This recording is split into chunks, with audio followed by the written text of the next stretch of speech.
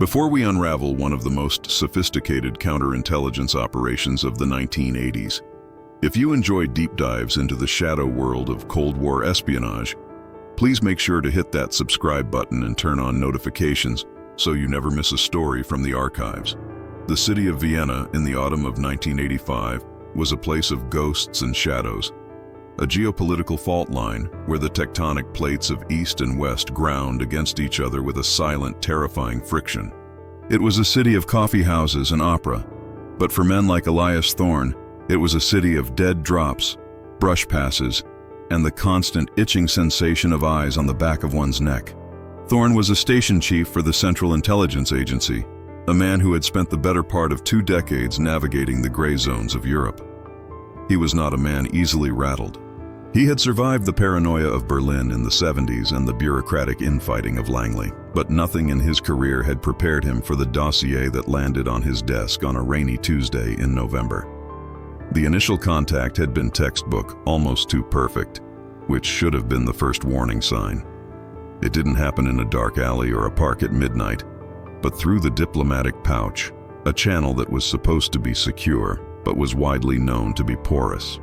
A low-level trade attaché from the Soviet mission, a man who had never appeared on any agency watch list, had made a clumsy approach to a junior American diplomat at a reception.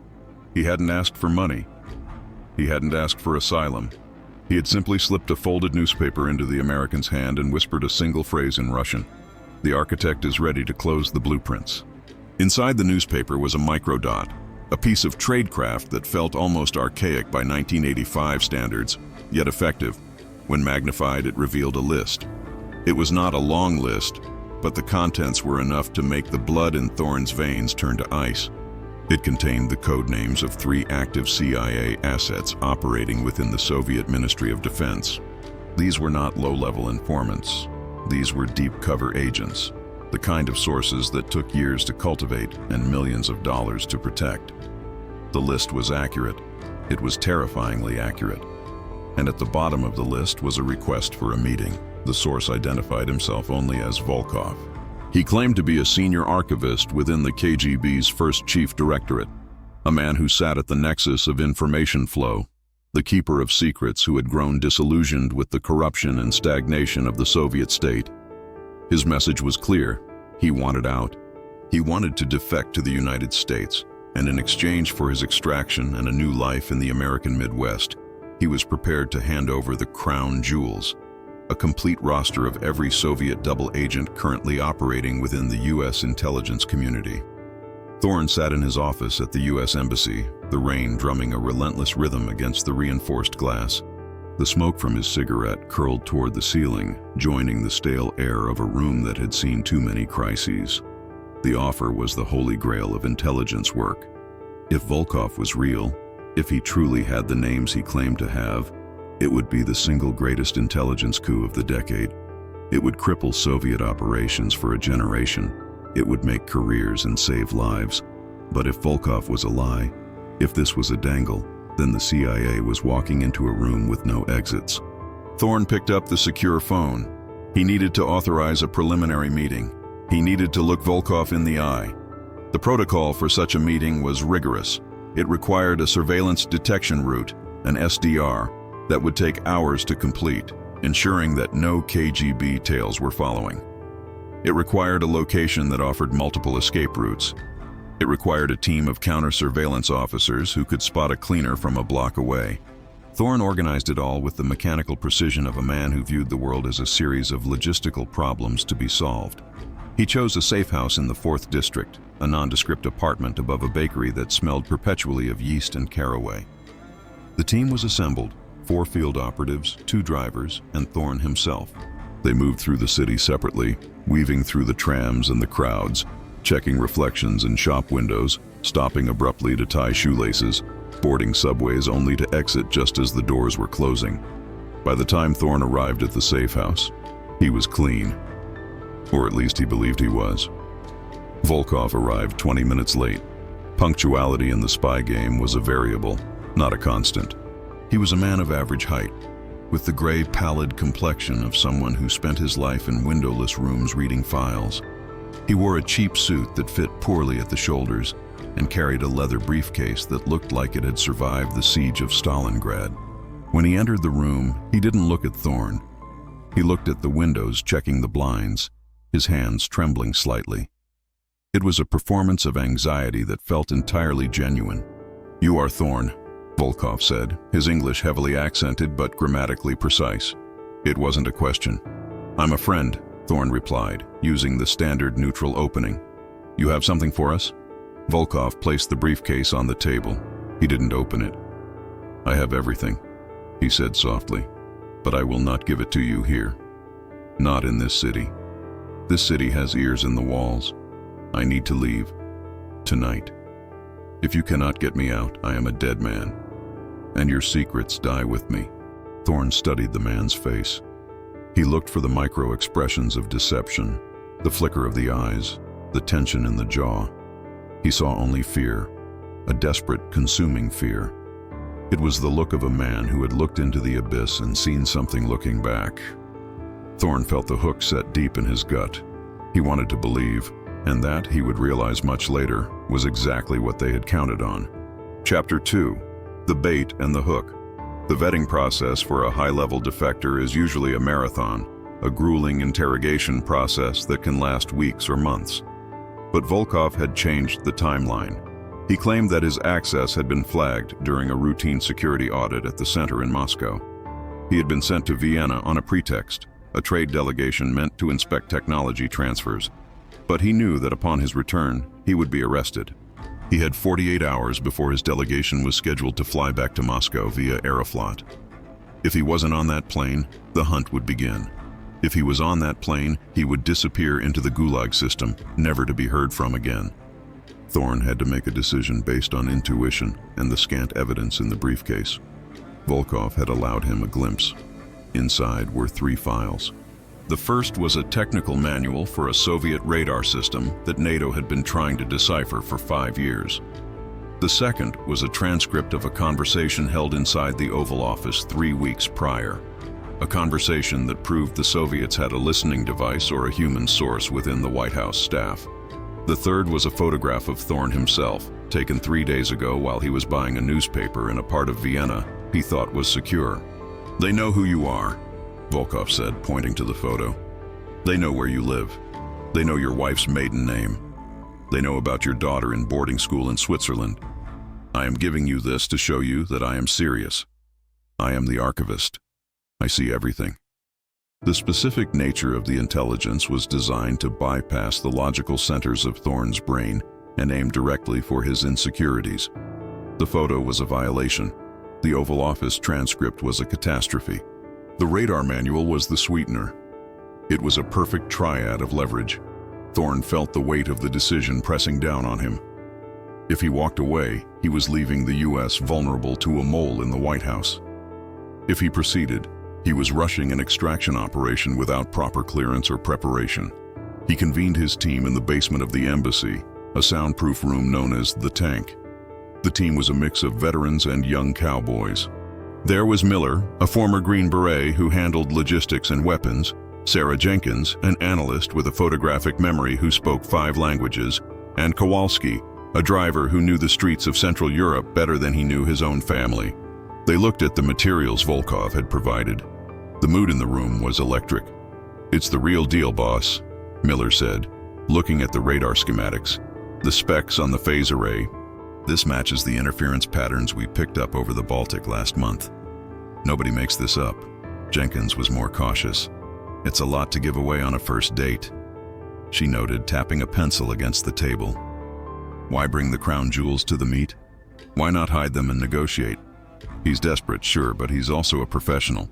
He knows the game. Handing this over now, it feels like he's trying to close the sale too fast." "He's scared," Thorne argued, though he heard the doubt in his own voice. "He's on a clock. If he goes back, he's dead. Fear makes people irrational. It makes them sloppy. If we don't take him, he'll go to the British or the French. Can we afford to let MI6 have the names of the mole in the White House?" That was the clincher. Interagency rivalry and the fear of missing out were powerful motivators. Thorne contacted Langley via an encrypted burst transmission. He outlined the situation, the intelligence provided, and the timeline. He requested immediate authorization for an exfiltration Bravo, a high-risk removal of a hostile national across a non-permissive border. The reply from headquarters took 6 hours. 6 hours of Thorne pacing his office, chain-smoking, while Volkov sat in the safe house, presumably sweating through his cheap suit. When the telex machine finally chattered to life, the order was concise. Proceed with caution. Asset verified as Viktor Volkov. Priority 1. Get him out. Thorne crumbled the paper in his hand. They had the green light, but somewhere in the back of his mind, a small alarm bell was ringing. It was too easy. The CIA's vetting of Volkov's identity had been too fast. It meant Volkov was exactly who he said he was, a real KGB officer. But being real didn't mean he was on their side. A true defector burns his bridges. A fake defector builds a bridge only to blow it up when you're standing in the middle of it. Thorne pushed the thought away. There was no time for doubt. They had a job to do. Chapter 3. The Ghost in the Machine. While Thorne and his team were mobilizing in Vienna, in a dim office in Moscow, General Anatoly Karpov was staring at a map of the Austrian border. Karpov was a legend within the First Chief Directorate, a man who played chess by mail with grandmasters and treated intelligence operations with the same detached, strategic intellect. He did not believe in brute force. He believed in leverage. He believed in the psychological dismantling of the enemy. The Americans have taken the bait, his aide said, placing a cup of tea on the desk. The station chief in Vienna has requested the extraction team. Karpov nodded slowly, not taking his eyes off the map. Thorne is a good man, he said, almost admiringly. He is cautious, he is thorough, but he is also proud. He believes he can spot a lie. That is his weakness. He thinks that because the intelligence is genuine, the intent must be genuine. The operation, codenamed Glass House, had been in the planning stages for 18 months. The objective was not merely to feed disinformation to the Americans. That was a short-term game. The objective was to capture a CIA extraction team in the act of smuggling a Soviet citizen across an international border. Such an incident would be a diplomatic catastrophe for the United States. It would allow the Soviet Union to parade captured American spies on international television to prove that the CIA was violating Austrian neutrality and to force a trade for a high-value Soviet illegal who had been arrested by the FBI in New York a year prior. Volkov was not a traitor. He was an actor and a patriot, in that order. He had been coached for months on every line of dialogue, every tremor of the hand, every bead of sweat. The intelligence he carried, the radar specs, the transcript, was real, authorized chicken feed, sacrificed to buy credibility.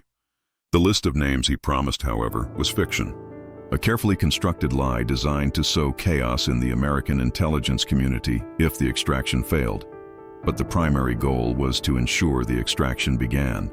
Is the unit in place? Karpov asked. Alpha Group is deployed, the aide confirmed. They are waiting at the primary crossing points. We have surveillance on the safe house. We are letting them run their SDRs. We want them to feel secure. Don't let them feel too secure. Karpov corrected. If they feel too safe, they will become suspicious. They need to feel the pressure. They need to feel that they are escaping by the skin of their teeth. That is when they will make mistakes. That is when they will rush. In Vienna, Thorne was feeling exactly what Karpov intended. The atmosphere in the safe house was claustrophobic. Volkov was pacing, drinking endless cups of coffee, asking about the plan. Thorne was deliberately vague. We move tonight, Thorne told him. That's all you need to know. Pack nothing. We go with the clothes on our backs. Where are we going? Volkov asked, his eyes wide. Germany? Switzerland? You'll know when we get there, Thorne said. He checked his watch. The sun had set hours ago. The streets of Vienna were dark. It was time to move. Thorne signaled Miller and Jenkins. They checked their weapons, standard-issue Sig Sauers, concealed under jackets. They weren't expecting a firefight. The rules of engagement in Vienna were strict. Weapons were for defense only. If they fired a shot, the operation was already a failure. Thorne looked at Volkov. One rule, Victor. You do exactly what I say. If I say run, You run. If I say drop, you drop. If you hesitate, I will leave you behind. Do you understand? Volkov nodded, swallowing hard. I understand. Just get me to America. It was a masterful performance. Thorn felt a pang of sympathy for the man, unaware that he was looking at a mirror image of his own deception. The game was afoot and the board was set, but Thorn was playing checkers while Karpov was playing three-dimensional chess. Chapter 4. Into the Night. The extraction plan relied on speed and misdirection. They would use 3 vehicles. The first, a decoy van, would leave the safe house and head toward the airport, driving aggressively to draw off any immediate surveillance. The second, a sedan driven by Kowalski, would take Volkov and Thorn. The third, a trailing car with Miller and Jenkins, would act as a buffer, watching for tails and ready to intervene if the sedan was blocked. The destination was not the airport. The airport was a choke point, too easily monitored. Instead, they were heading east, toward the Hungarian border. It seemed counterintuitive. Why run toward the Iron Curtain? But Thorn had arranged a crossing at a remote section of the border near the Neusiedler Sea, a vast, shallow lake that straddled the frontier. A boat was waiting. A smuggler who had moved dissidents out of Hungary for years had been paid handsomely to move one man into Hungary and then immediately out through a different sector into Yugoslavia and from there to Italy. It was a zigzag route designed to confuse the KGB's predictive models. They left the apartment at O2 The street was quiet. A light rain was falling, slicking the cobblestones. They moved quickly to the cars. Thorn shoved Volkov into the back seat of the sedan and climbed in beside him. "Keep your head down," he ordered. Kowalski gunned the engine. The sedan peeled away from the curb, tires hissing on the wet pavement. Thorn watched the rear window. The chase car fell in behind them. The decoy van had left 5 minutes earlier. The radio crackled. "Decoy is clear," the voice of the van driver reported. "No followers yet." "Copy," Thorn said. "Keep it steady." They navigated the winding streets of the inner city, heading toward the ring road. Vienna at night was a labyrinth of shadows. Every pair of headlights in the rearview mirror looked like a threat. Thorn scanned the side streets, looking for the telltale signs of a static surveillance post. A man sitting in a parked car reading a map, a couple standing too long on a corner. He saw nothing. The city seemed asleep, too quiet. Kowalski muttered from the front seat. "I don't like it, boss. If they wanted him, they should be swarming us by now." "Maybe we beat them," Thorn said, though he didn't believe it. "Maybe they're waiting at the airport." But the KGB wasn't waiting at the airport. They were waiting everywhere. As the convoy merged onto the Autobahn heading east, high above the city, a signal relay station picked up their movement. The KGB didn't need to tailgate them. They had placed tracking beacons on the underside of the CIA vehicles weeks ago, devices so small and well concealed that even a thorough sweep had missed them. General Karpov was tracking them on a glowing map in Moscow. "They are heading for the lake," Karpov observed. "Clever. The water route. Should we intercept them on the highway?" the aide asked. "No," Karpov said. "Let them reach the water. Let them think they have made it. We take them at the boat. There is nowhere to run on the water." In the car, Volkov was hyperventilating. "We are going east," he whispered, looking at the road signs. "Why are we going east? This is madness." "It's the last thing they expect," Thorn lied. He needed to keep the asset calm. "Trust the process, Victor." Volkov slumped back in his seat, his hand gripping the door handle. Thorn watched him closely. For a moment, he thought he saw a flash of something else in Volkov's eyes. Not fear, but anticipation. A cold, hard look that vanished as quickly as it appeared. Thorn blinked. Paranoia was playing tricks on him. He focused on the road ahead. The city lights were fading behind them. Ahead lay the darkness of the countryside and the invisible line that divided the world. Chapter 5. The Silent Lake. The Neusiedler Sea is a strange geographical feature, a steppe lake that is nowhere more than 5 feet deep, surrounded by miles of dense reed beds. It is a place where a man can disappear. In the winter, the wind whips across the water with a biting chill. The team abandoned the cars 2 miles from the shore, hiding them in a dense thicket of woods. They proceeded on foot, moving in a tactical column. Miller took point, using night vision goggles to scan the path. Jenkins brought up the rear. Thorne and Volkov were in the center. The mud sucked at their boots. The reeds rustled in the wind, sounding like whispering voices. It was a desolate, lonely place. Volkov was struggling, slipping in the mud, breathing heavily. I cannot go further," he gasped. "You can and you will," Thorne hissed, grabbing him by the arm.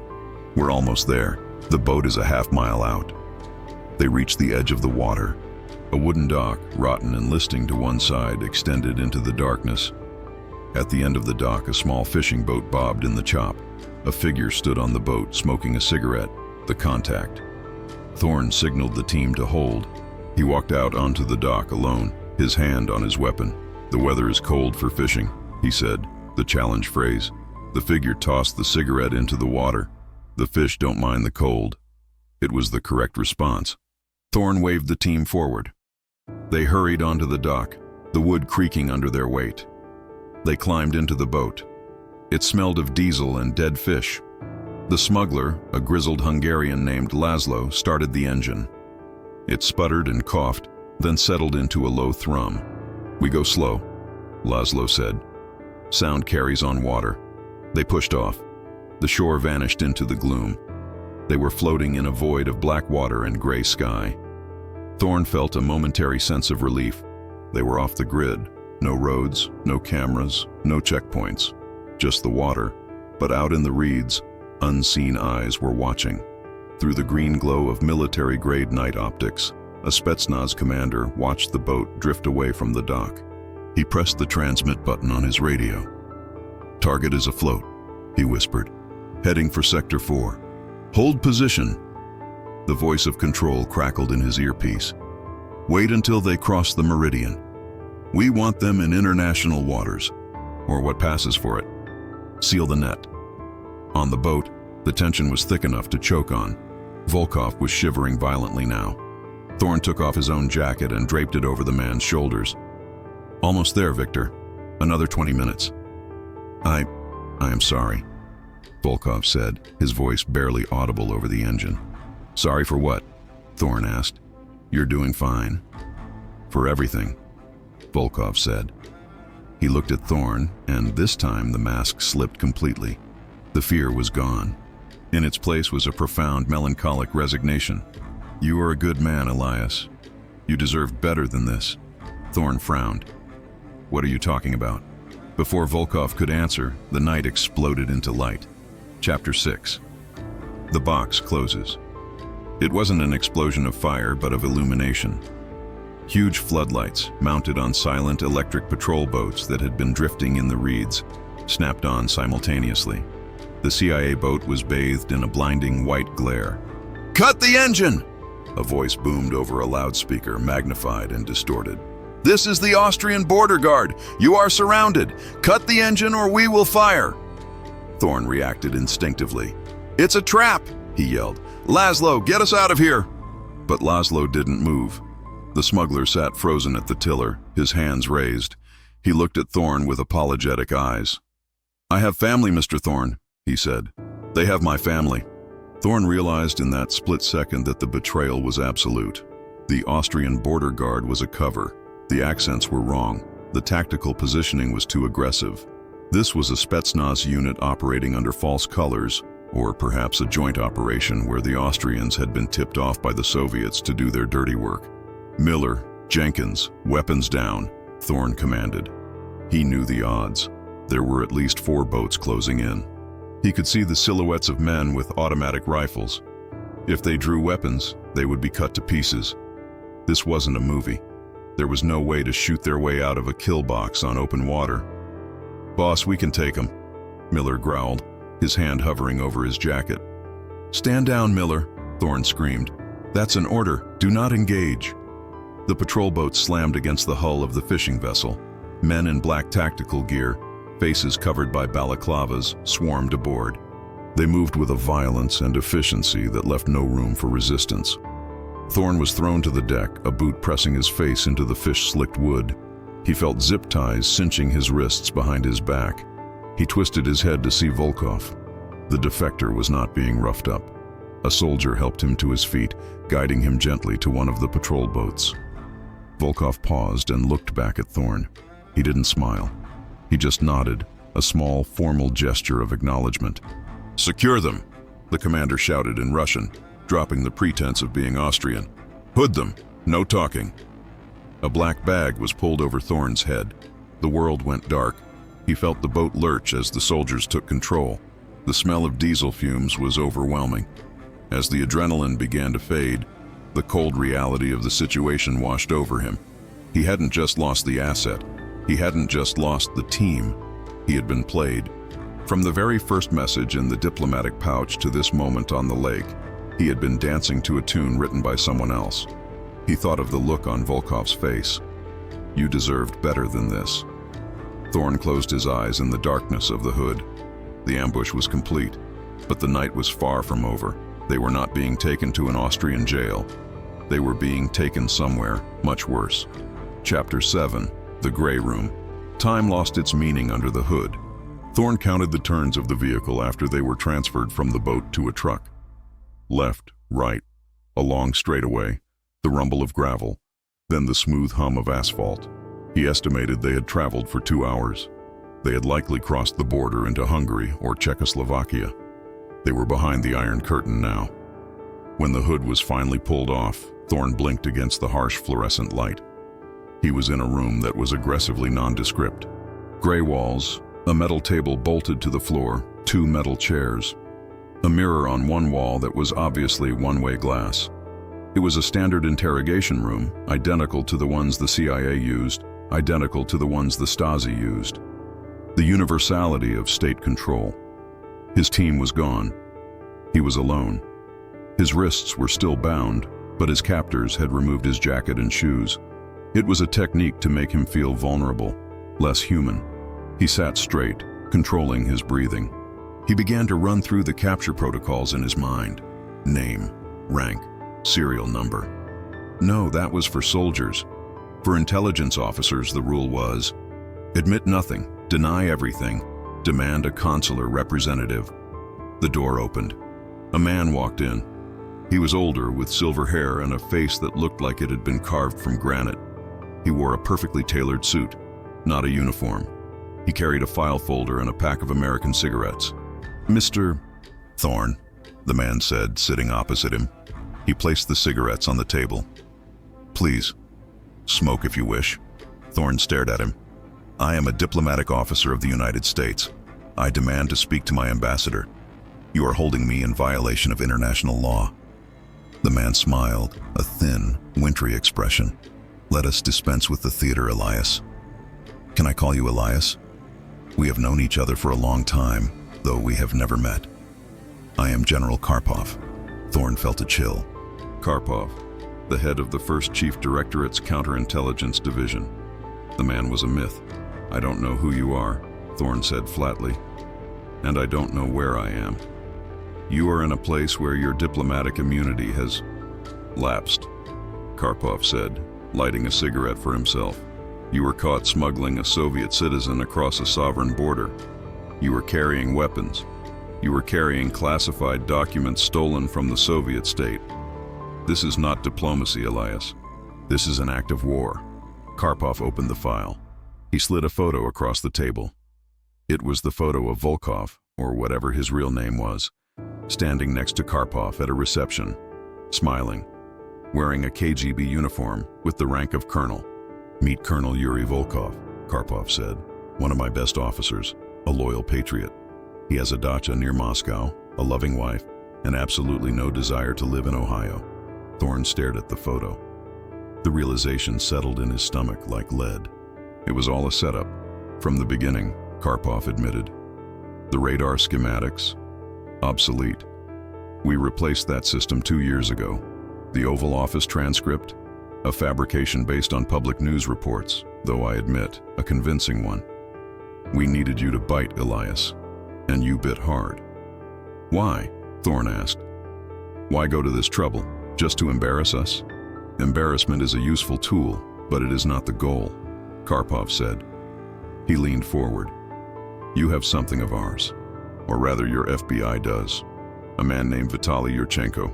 He was arrested in New York last year. You call him a spy. We call him a diplomat. We want him back. A trade, Thorne realized. You staged this entire operation to create leverage for a trade. Precisely, Karpov said. We needed hostages of equal value. A CIA station chief and his team. That is equal value. Perhaps even a premium. Thorne leaned back. He felt a strange mix of anger and professional respect.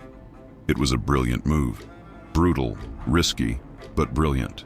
My government won't negotiate with terrorists, Thorne said, reciting the line automatically. Your government negotiates with everyone, Karpov corrected. Especially when the alternative is a show trial. Imagine the headlines, Elias. CIA hit team captured in Eastern Europe. We have the footage. We have the audio recordings of you planning the route. We have the weapons. We will put you on television. You will be the face of American aggression. Karpov stood up. Think about it. You can be the hero who comes home in a quiet exchange, or you can be the villain in a global spectacle that ends with you rotting in a Siberian labor camp. The choice is yours. I will give you an hour. Karpov walked to the door. He paused. Oh, and Elias, the cigarette is real. Enjoy it. The door clanged shut. Thorne was alone again. He looked at the pack of Marlboros.